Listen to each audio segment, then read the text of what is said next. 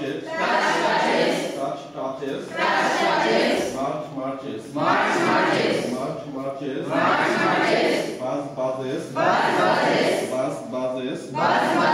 mix mixes,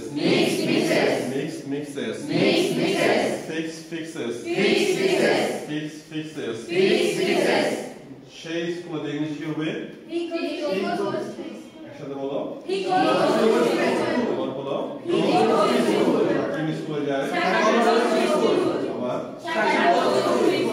স্কুলে যায়, বলো কলেজে যায়, বলো ফার্স্টে যায়, বলো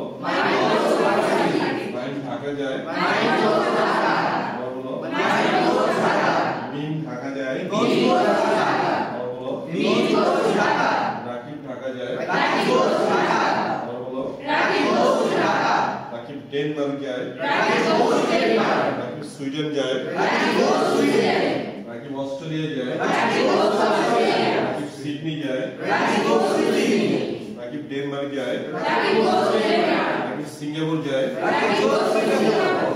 তাহলে আমরা সূত্রটা কি পেলাম? Subject third person synonym number হলে ভার্বের শেষে কি যোগ হয়?